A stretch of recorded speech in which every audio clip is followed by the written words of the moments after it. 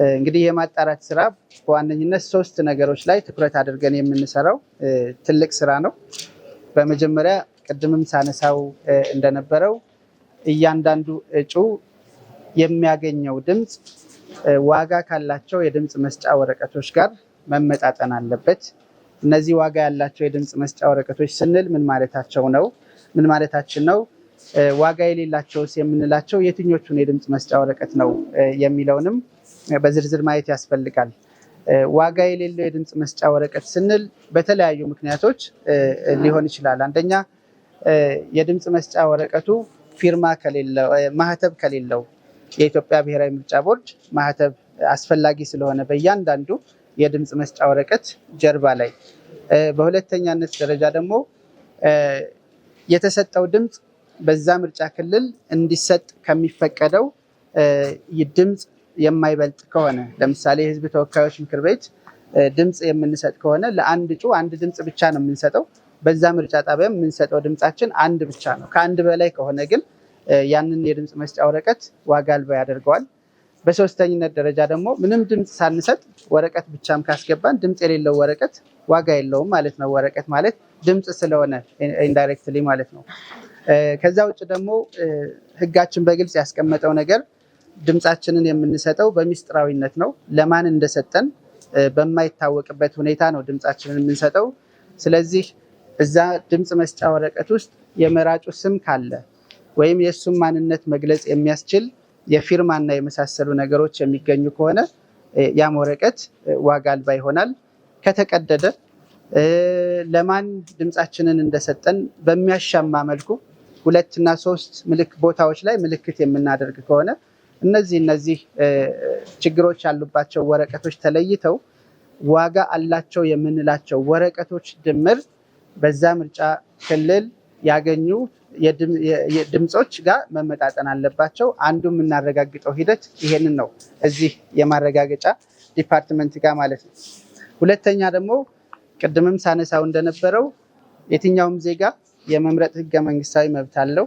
ያንን መብቱን ተፈጻሚ ለማድረግ በአቅራቢያው ወደሚገኝ ምርጫ ጣቢያ መመዝገብ አንዱ ቅድመ ሁኔታ ነው። ከተመዘገበ በኋላ በድምፅ መስጫ ዕለት ደግሞ በአካል በመሄድ ድምፁን መስጠት ሌላኛው የሚጠበቅ ነገር ነው። እሱ መሆኑን የምናረጋግጠው ደግሞ ድምፁን ለመስጠት በሚሄድበት ዕለት የሚፈርም መሆኑ ነው። ስለዚህ ማን ድምፁን ሊሰጥ መጣ የሚለውን ቁጥር ከየት ነው የምናገኘው? በዕለቱ መጥተው ፈርመው የድምፅ መስጫ ወረቀት የወሰዱ ሰዎችን ቁጥር እንቆጥራለን ማለት ነው በፊርማቸው። ያንን እንደ ትሬሽሆልድ ወይም እንደ መነሻ እንይዝና እንደ መመዘኛ እንይዝና በዛ ምርጫ ጣቢያ እንደ ምርጫ ክልል ደግሞ ሲዳመር በድምፅ መስጫ ሳጥን ውስጥ ምን ያክል ወረቀቶች ተገኙ የሚለውን አሰስ እናደርጋለን ወይም ደግሞ እንገመግማለን። በአጋጣሚ ደግሞ ወደ ድምፅ መስጫ ወረቀቱ ሳጥን ውስጥ ሳናስገባቸው የወደቁብን ካሉ ጥለናቸው የሄድን ካለን እነሱንም ለቃቅመን እንቆጥራቸዋለን። እንግዲህ ሚኒመም የሆነው ቤንችማርካችን ምንድን ነው? የፈረሙ ሰዎች ወረቀት ይወስዳሉ። ወረቀት የወሰዱ ሰዎች ደግሞ ድምፃቸውን ይሰጣሉ። ድምፃቸውን የሰጡ ዜጎች ደግሞ ድምፃቸው በወረቀቱ ውስጥ ሆኖ ድምፅ መስጫ ሳጥን ውስጥ እናገኘዋለን። ስለዚህ በፈረሙ ሰዎችና በምናገኛቸው ወረቀቶች መካከል መመሳሰል መኖሩን ማረጋገጥ ይኖርብናል። አንደኛው እዚህ መሬት ላይ ያለው ቡድን የሚሰራው እሱ ነው። በሶስተኛ ደረጃ ደግሞ የተመዘገቡ መራጮችን ቁጥር መሰረት በማድረግ የኢትዮጵያ ብሔራዊ ምርጫ ቦርድ ለእያንዳንዱ ምርጫ ጣቢያ አስፈላጊ የሆነውን የድምፅ መስጫ ወረቀቶች ብዛት በሕዝብ ተወካዮች ምክር ቤት እና በክልል ምክር ቤት ለይቶ ይልካል። እነዚህን ወረቀቶች እና በዕለቱ ደግሞ በድምፅ መስጫ ዕለት ለዜጎች የድምፅ አሰጣጥ ሂደት ተጠቀምንባቸው የምንላቸው ወረቀቶች መናበብ አለባቸው፣ መጣጣም አለባቸው። ካልሆነ ለዛ ምርጫ ክልል ያልተመደበ ወረቀት ገብቷል ማለት ነው ከበለጠብን። በጣም ካነሰ ደግሞ ለዛ ምርጫ ክልል ይሆን የሚገባው ወረቀት ጠፍቷል ማለት ነው። ስለዚህ ያንን ባላንስ ለማረጋገጥ ትልቁና ዋነኛው ማነጻጸሪያችን የኢትዮጵያ ብሔራዊ ምርጫ ቦርድ ምን ያክል ወረቀቶችን ላከ፣ ከነዛ ውስጥ ምን ያክል ወረቀቶች ደግሞ በዕለቱ አገልግሎት ላይ ዋሉ የሚለውን አሰስ የምናደርግበት ነው ማለት ነው። እነዚህን ስናይ በዚህ በቬሪፊኬሽን ወይም በውጤት ማጣራት ቡድኑ በኩል ስትሪክትሊ ወይም ደግሞ ያለምንም መሸራረፍ ተፈጻሚ የምናደርጋቸው ህጎች አሉ። ለምሳሌ እጩ ያገኘው ድምፅ ዋጋ አላቸው ብለን ከቆጠርናቸው የድምፅ መስጫ ወረቀቶች ማነስም መብዛትም የለበትም። ከበዛ የሱ ያልሆነ ድምፅ ተቆጥሮለታል ማለት ነው። ካነሰ ደግሞ ለሱ ይቆጠር የሚገባ ድምፅ ሳይቆጠርለት ቀርቷል ማለት ነው። ስለዚህ እንዲህ አይነት ኬዞች ሲፈጠሩ ጉዳዩን ወደ ኦዲት እንልከዋለን። ለመጀመሪያ የማጣራት ስራ ይሄኛው ቡድን የሚኖረው የሰነዶች አክሰስ አንደኛ የየምርጫ ክልሎችን ጊዜያዊ የውጤት ማመሳከሪያና ማሳወቂያ ቅጽ ነው። ሁለተኛ ደግሞ የውጤት ማዳመሪያ ወርክሺት የምንላቸው የምታዩቸው እነዚህ ትልልቅ ኤ2 እና ኤ3 የሆኑ ወርክሺቶች እነሱን ሂሳባቸውን ነው የሚያዩት። አንዳንድ የምናገኛቸው ስህተቶች እንዲሁ 1 ሲደመር 1 2 በማለት ፋንታ 3 ወይም 1 የተባሉ እሱን እናስተካክላለን። ከዛ ውጭ ደግሞ የማይታረቁ ቁጥሮች ካሉ ያልተዘገበ ወይም ደግሞ ከድምፅ መስጫ ዕለት የወረቀት ማመሳከሪያና ማሳወቂያ ቅጹ ላይ በግልጽ ያልተቀመጠ ካለ እሱንም እያናበብንና እያመሳከርን ትክክለኛውን ቁጥር እዚህ እናስተካክላለን ማለት ነው። ለዛ ነው በምርጫ ጣቢያ ደረጃ በምርጫ ክልል ደረጃ የሚለጠፉ ውጤቶች በባህሪያቸው ጊዜያዊ ናቸው እያልን ተደጋጋሚ ሁኔታ የምንናገረው። እዚህ የሚሰራው ስራ ውጤቶችን ሊቀይር ይችላል። እዚህ የሚሰራው ስራ እዛ የተለጠፉ ጊዜያዊ ውጤቶችን ህልውናም እስከ ማስቀየር ምርጫዎች እንዲደገሙ እስከ ማስደረግ ሊያደርስ ይችላል ማለት ነው። ይሄም በማድረግ ሂደት ደግሞ ጎን ለጎን ቅሬታ የቀረበባቸው ምርጫ ክልሎች ይኖራሉ። እነዛን ቅሬታዎች ደግሞ የህግ ቡድኑ አንድ ላይ ሆኖ የማጣራት ስራ ይሰራል። ቅሬታ ካልቀረበባቸውና በዚህ የማጣራት ሂደት ትክክለኛ ሆነው የተገኙ ውጤቶችን የኢትዮጵያ ብሔራዊ ምርጫ ቦርድ በየጊዜው ለህዝብ ይፋ ያደርጋል። ቅሬታ ያለባቸው ግን በህጉ መሰረት ከተፈቱ በኋላ ውጤቶቹ ለህዝብ ይፋ የሚደረጉ ይሆናል ማለት ነው። በዋነኝነት እዚህ ነው ትልቁ ስራ የሚሰራው። ይሄኛው ቡድን ሰርቶ የማያጠናቅቀው የበለጠ ምርመራ ያስፈልገዋል። ሊታዩ የሚገባቸው ተጨማሪ ሰነዶች አሉ። የምርጫ ክልሎቹንም ጭምር ኮንታክት በማድረግ እና እንዲመጡም በማድረግ ሊጣሩ የሚገባቸው ነገሮች አሉ ሲባል ደግሞ እነዛን ሰነዶች ከዚህኛው ቡድን አንስተን ከጀርባ የምታዩት የኦዲት ቡድን አለ፣ ወደ ኦዲት ይላካሉ ማለት ነው። በዚህኛው ሊታለፉ የማይችሉ በዚህኛው ቡድን ተጣርተው በቦርዱ ሊጸድቁ ይችላሉ የሚል ውሳኔ ያልተሰጠባቸውን ወደ ኦዲት ቡድን እንልካለን። የኦዲት ቡድኑ የሚሰራውን ደግሞ ባጭሩ እናያለን። ከማጣራት ሂደቱ አልፈን አሁን ወደ ኦዲት ክፍል መተናል።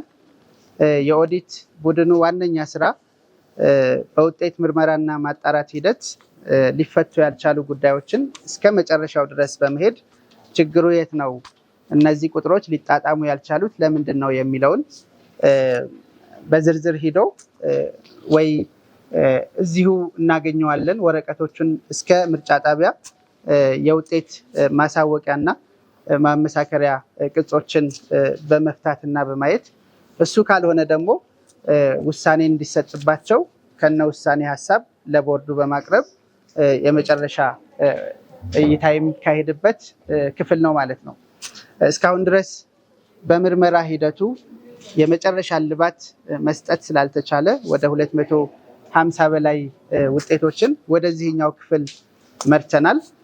ይሄኛው ክፍል እነዚህን ውጤቶች በዝርዝር እያየ ወይ ችግሩን ፈቶ አሁን በቦርድ ለመጽደቅ ዝግጁ ናቸው የሚላቸው አሉ። አይ አሁንም ችግር አለባቸው፣ ስለዚህ የመጨረሻ ውሳኔ ሊሰጥባቸው ይገባል፣ ወይም ደግሞ ድምፁ ከነጭራሹ ሊሰረዝና ድጋሜ ምርጫ ሊካሄድ ይገባል እና የተለያዩ የውሳኔ ሀሳቦችን የሚሰጥበት ክፍል ይሆናል ማለት ነው።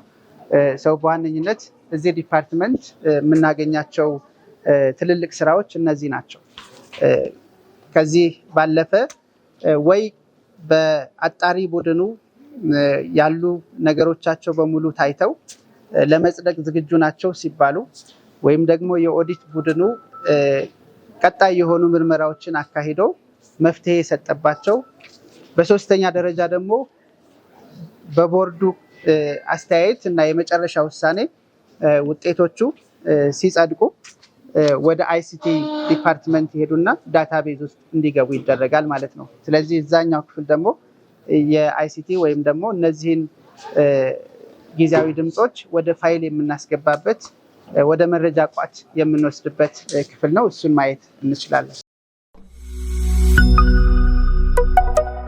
እዚህኛው ክፍል በይዘት ደረጃ የምንሰራው የተለየ ነገር አይኖርም።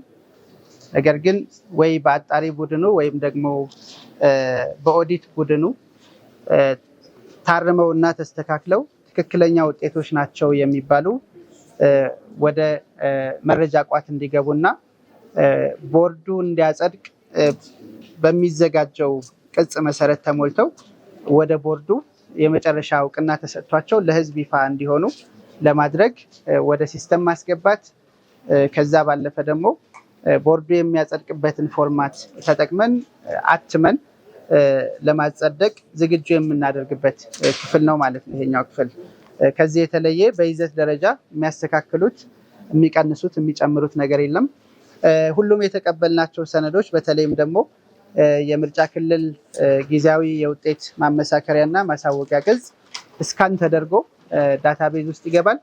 ስለዚህ እነዚህ ሰነዶች ሰስተኔቢሊቲያቸው ወይም ደግሞ ፊዚካል የሆኑት ወረቀቶች ቢቀደዱ ቢበላሹ ምትካቸው ኦሪጂናል የሆነው ሰነድ በኤሌክትሮኒክ ኮፒ እስካን ተደርጎ የሚቀመጥበት ክፍልም ይሆናል ማለት ነው።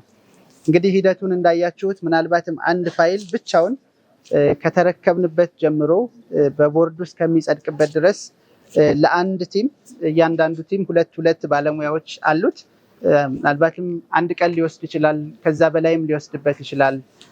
ሁሉ ነገር የተስተካከለ ሲሆን ደግሞ በአጭር ጊዜም የመጨረሻ መፍትሄ አግኝቶ እንዲጸድቅ ሊሆን ይችላል። በየዕለቱ ይፋ የምናደርጋቸው ድምፆች ይሄንን ሁሉ ሂደት ያለፉ አድካሚ ፕሮሰስን የተከተሉ እንደሆነ መረዳት እንችላለን ማለት ነው።